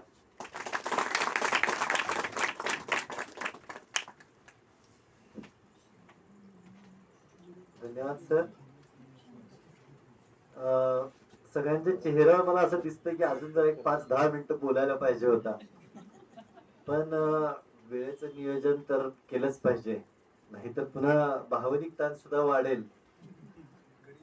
घरी जायचं आहे. या सर, सर या. हा. मगाशी मी तुम्हाला सांगितलं की प्राचार्य साहेब कोल्हापूरला मीटिंगला गेलेले होते. आता सगळे बस की सर. तर अतिशय सुंदर असं व्याख्यान आपल्याला ऐकायला मिळालं. सरांनी सांगितलं ते खूप छान आहे की फिलिंग बेटर आणि गेटिंग बेटर हा जो डिफरन्स आहे, आपल्याला मधलं अंतर आहे, ते आपल्याला लक्षात घेतलं पाहिजे. अनेक टिप्स अशा सांगितल्या की ज्या आपल्याला अंमलात आणायला पाहिजेत. मी या प्रसंगी या कार्यक्रमाचे अध्यक्ष डॉक्टर रुपाली मॅडमना विनंती करतो की त्यांनी अध्यक्षीय समारोप करावा. नमस्कार. अतिशय ओघवत्या अशा भाषेमध्ये अतिशय उपयुक्त अशी माहिती कपिल सरांनी आपल्याला दिली आज. आणि तुम्हा सगळ्यांचं इथे आल्याबद्दल, तुम्ही मानसिक दृष्ट्या अतिशय सुदृढ असल्याबद्दल तुम्हा सगळ्यांचं खूप कौतुक. कारण जेव्हा माणूस स्वतःला मानसिक सुदृढ समजतो तेव्हाच तो ह्या सगळ्या गोष्टी ऐकण्यासाठी तयार असतो. Acceptance of any subject is the first step to get help from anybody. I don't mean that any of you need help, but it is really very great की तुम्ही सगळेजण तुमचा अमूल्य वेळ घालवून इथे आहात. I am very proud of you. आणि मी इथे येताना एक अगदी पूर्ण कोरा असा कागद आणला होता. पूर्ण कोरी माझी पाटी होती. सरांनी सगळी ती भरली आणि मनाबद्दल चाललंय म्हणून मी म्हणते, कोरा कागज था ये मन मेरा, लिख लिया ख्याल इस पर तुम्हारा. तर माझ्या मनचं काहीच नाही, सगळं सरांनी मला आता दिलेलं आहे. इथे बसून मिळालेली माहिती आहे सगळी. आणि दुसऱ्याच्या मनातलं समजून घ्या, दुसऱ्याच्या मनाच्या विचारांचा तुम्ही आदर करा, हे सगळं त्यांनी सांगितलं. तर एक छोटासा विनोद मला आठवला. माझ्या मुलांनी मला सांगितलं होतं की एक माणूस असा समुद्राकाठी फिरत असतो आणि लाटांवरून एक बाटली त्याच्याकडे घरंगळत येते आणि त्यातनं असं आतमध्ये रंगीत हवा त्याला दिसत असते. ते बुच काढतो तर त्यातनं एक फटकन एक जिनी बाहेर येतो आणि तो जिनी म्हणतो की बोल, हुकुम हुकुम कर मेरे आका, बोल तुझे क्या चाहिए. तर तो म्हणतो तू काय काय तुला द्यायचं ते दे म्हणतो. तर तो म्हणतो की सांग मी तुला पाहिजे तर इथून अमेरिकेपर्यंत उड्डाण पूल बांधून देऊ शकतो, पाहिजे तर तू म्हणशील त्या प्रश्नाचं मी उत्तर तुला देऊ शकतो. तर तो म्हणतो एकाच प्रश्नाचं उत्तर मला दे, माझी बायको अशी का वागते. तर जीने काय म्हणतो, उड्डाण पुलाचं काम कधी सुरू करायचं तेवढं सांग, बाकी हा प्रश्न मला विचारू नकोस. तर बायकांच्या मनातलं समजून घेणं हे खूप अवघड असते. तुम्हा इकडच्या बाजूला चांगलंच माहित आहे, ती नाही म्हणते तेव्हा तिच्या मनात हो असतं. हे सगळं हिशोब करून आपण समजून घ्यायचं असतं. आणि मी तुम्हाला यंग मुलं इथे खूप आहेत, त्यांना असा सल्ला देईन की मानसशास्त्रावरती खूप सुंदर सुंदर पुस्तकं लोकांची आहेत. आनंद नाडकर्णींची आहेत, व्यसनमुक्तीवर आहेत, वादळाचे किनारे, त्यानंतर शाण्यांचा सायकॅट्रिस्ट, त्यानंतर डॉक्टर नंदकुमार मुलमुलेंचे पण खूप मनांतरी वगैरे खूप सुंदर पुस्तकं आहेत. तुम्ही वाचा, तुमचं ज्ञानही वाढेल आणि स्वतःबद्दलही तुमची स्वतःची इमेज खूप सुधारेल आणि खूप आयुष्यात तुम्ही पुढे जाल. एक डॉक्टर म्हणून WHO डेफिनेशन फक्त तुम्हाला हेल्थ बद्दलचं सांगते की health is the state of complete physical, mental and social wellbeing and not only merely the absence of disease. तर मेंटल वेलबिंग हा त्याच्यातला मुद्दा आज आपण कव्हर इथे सरांनी केलेला आहे. आणि विचार म्हणजे काय त्यांनी आपल्याला सांगितलं की किती एक स्वसंवाद आहे स्वतःशी. नाटकात स्वगत असतं ना, तसंच हे स्वगत चालू असतं सतत आपल्या मेंदूमध्ये. आणि ह्या विचारांचे आपल्या शरीरावर कसे परिणाम होतात ते डॉक्टर म्हणून इथे बरेच काही डॉक्टरही हजर आहेत, त्यांनाही माहिती आहे की आपल्या आवडती कॉलेजमध्ये आपली आवडती व्यक्ती दिसली नुसती, मनात विचार काय काय येतात आणि मग आपोआप धडधड व्हायला लागते. हा आपल्या विचारांचा आपल्या शरीरावर परिणाम होत राहतो. आणि आपले नावडते सर जेव्हा आपण न केलेला गृहपाठ मागतात तेव्हा देखील आपल्या मनात धडधड व्हायला लागते. ती धडधड ही धडधड किती वेगळी हे सगळ्यांनाच माहिती आहे. तर अशाच प्रकारचे अनंत विचार आपल्या मनामध्ये सुरू असतात अनएंडिंग, आणि त्याचा सगळा आपल्या शरीरावर परिणाम होतो. पुढे जाऊन वय झाल्यानंतर डायबिटीज, हायपरटेन्शन व्हायला मदत होते. आणि हे सगळे कसा आपण त्यांच्यावर कंट्रोल आणायचा हे नुसत्याच मनावर नाही तर आपल्या डिझिजेसवर सुद्धा, हे सुद्धा सरांनी आज आपल्याला सांगितलं. आणि मला आज बाबांची खूप आठवण इथे येते, डॉक्टर अनिल अवचटांची. सर पण इथे बसलेले आहेत, प्रभुणे सर, जगताप मॅडम, सगळेजण सांगतील की डॉक्टर अनिल अवचट हे सायकॅट्रिस्ट नसून सुद्धा खूप त्यांनी आम्हाला खूप विचार इतके चांगले चांगले दिले. बाबांची इथे खूप व्याख्यानं आणि मुलाखती देखील झाल्या. त्यांनी 2च सूत्र त्यांच्या पुस्तकांमध्ये सुद्धा सांगितली आहेत की 2च सूत्र मुलांना तुम्ही वापरा, जास्तीत जास्त काय होईल. म्हणजे सरांनी प्रपोजलचं हे सांगितलं तसं एक मुलगा मुलीला प्रपोज करतो, तर करतो, ती नाही म्हणते वगैरे वगैरे, त्याला आत्महत्या करावीशी वाटते.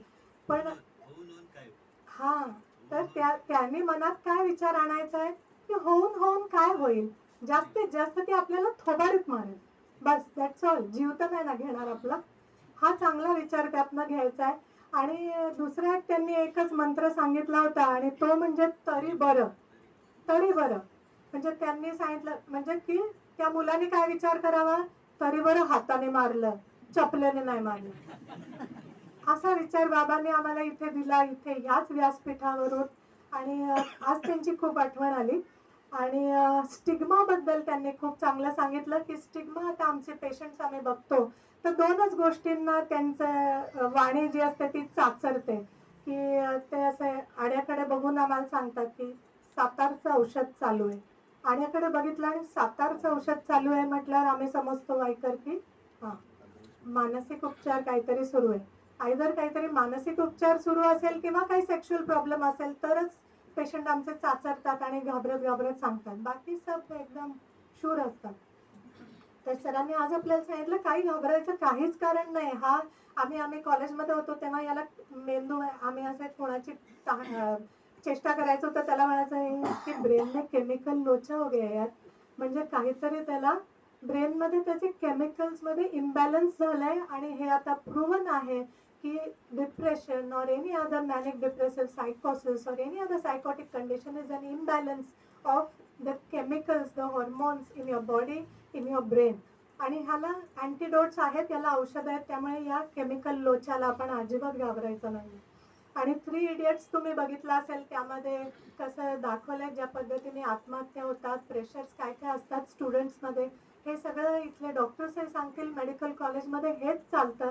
मेडिकल कॉलेजेसमधनं देखील इतकेच प्रेशर्स असतात. आम्ही मुलांना आत्महत्या आमच्या डोळ्यासमोर करताना पाहिलेले आहेत. का तर 59% पडले म्हणून. आमच्या माझ्याच 2 बॅच ज्युनियर मुलगा होता, 59%. अरे आम्ही तर म्हणलं, अरे पास तो हो गया ना यार, तो इसमें म्हणजे इसमें कौन सी बड़ी बात है. पण त्याला ते मनाला लागलं, कारण तो 12वी मध्ये कुठे कुठे टॉपर होता आणि दिल्लीहून आमच्या कॉलेजमध्ये आला होता, आणि त्याला ते 59% त्याला सोसले नाही. तर अर्थात प्रत्येकाचा थ्रेशोल्ड वेगळा वेगळा असतो. आमच्याकडे गर्ल्स हॉस्टेलला एक रूम कायम लॉक्ड होती. येता जाता आम्ही सगळे विचारायचो की ही रूम लॉक्ड काय, तर आमच्या वॉर्डन सांगायचे की या रूम मध्ये एका मुलीने आत्महत्या केली होती 6 महिन्यापूर्वी, म्हणून ती रूम सील्ड होती. तर आत्महत्या was very common in those days. पण आता मी म्हणेन की खूप हेल्प आहे, सोशल मीडियावरती हेल्प आहे, तुम्ही कुणाशी बोलू शकता, हेल्पलाईन्स आहेत. तर तुम्ही अशा सगळ्याची मदत घ्या. Police, Rotary Club of Wai, मानसोपचार तज्ज्ञ, psychologist, psychiatrist, everybody is there for you. आणि असल्या स्टेप्स मात्र तुम्ही अजिबात घेऊ नका की ज्याच्याने तुमच्या आईवडिलांच्या डोळ्यात पाणी येईल. आणि आज खूप नवीन नवीन छान छान शब्द ऐकले मी. इमोशनल स्मार्टनेस, भावनिक साक्षरता, ह्या खूप नवीन नवीन कल्पना मला ऐकायला मिळाल्या, तुम्हालाही मिळाल्या असतील आणि भावल्याही खूप मला त्या. आणि मी असं म्हणेन की त्यांनी live in the moment, live one day at a time, अशा जे काही आपल्याला हे दिले, काही काही सूचना दिल्या, त्या खूप छान आहेत. आणि एक छोटासा कबीराचा फक्त दोहा मी तुम्हाला शेवटी सांगेन की ज्याच्यामध्ये कबीर असं म्हणतात की अशा पद्धतीने वागा, अशा पद्धतीने बोला की ज्याच्यामुळे तुमचा अहम दूर राहील, तुमचा अहम कमी होईल, निघून जाईल आणि दुसऱ्यालाही बरं वाटेल, स्वतःलाही बरं वाटेल. तो कबीर क्या कहते हैं? कबीर कहते हैं, ऐसी वाणी बोलिए, ऐसी वाणी बोलिए, ऐसा वर्तन करिए, मन का आपा खोई, ऐसी वाणी बोलिए, मन का आपा खोई, अपना तन शीतल करे, औरन को सुख होई, औरन को सुख होई. धन्यवाद.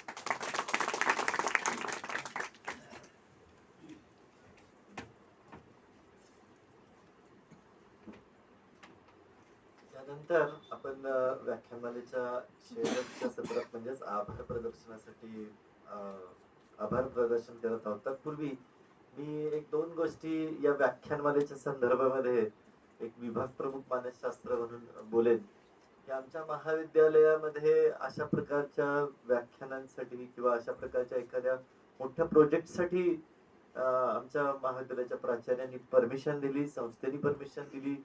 त्याचबरोबर टिळक ग्रंथालय हे आम्हाला सातत्याने या सगळ्या प्रक्रियेमध्ये मदत करत आहे. मानसशास्त्र विभाग हा हळूहळू वेगळ्या क्षेत्रात सुद्धा, याच मानसिक आरोग्याच्या वेगळ्या क्षेत्रात पण पाऊल टाकणार आहे.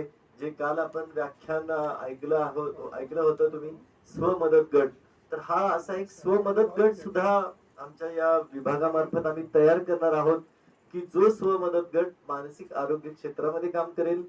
प्रत्यक्ष मानसिक रुग्ण किंवा त्यांचे कुटुंबीय असतील, या कुटुंबियांना कशी मदत होईल या संदर्भामध्ये आमचे विद्यार्थी हा एक गट तयार करणार आहेत डॉक्टर वर्तक यांच्या सहाय्यानं. तर मी त्याची योग्य वेळी प्रसिद्धी देईन. तर आपल्यापैकी जे कोणी व्यक्ती अशा प्रकारचे कुटुंबीय असतील किंवा आपल्या माहितीतले व्यक्ती असतील, त्यांना जरूर माझ्याशी संपर्क साधायला लावा की जेणेकरून आम्हाला त्या डॉक्टर वर्तक सरांच्या बरोबर आणि किसनवीर महाविद्यालयाच्या कोलॅबोरेशन मध्ये स्वमदत गटाची एक ऍक्टिव्हिटी सुरू करता येईल. ठीक आहे. यानंतर मी आमच्या महाविद्यालयाचे आजच्या व्याख्यानासाठी प्रभारी प्राचार्य डॉक्टर झांबरे सर आहेत, त्यांना विनंती करेन की त्यांनी या व्याख्यानमालेच्या शेवटच्या दिवशी सर्वांचा आभार मानावा. थँक्यू.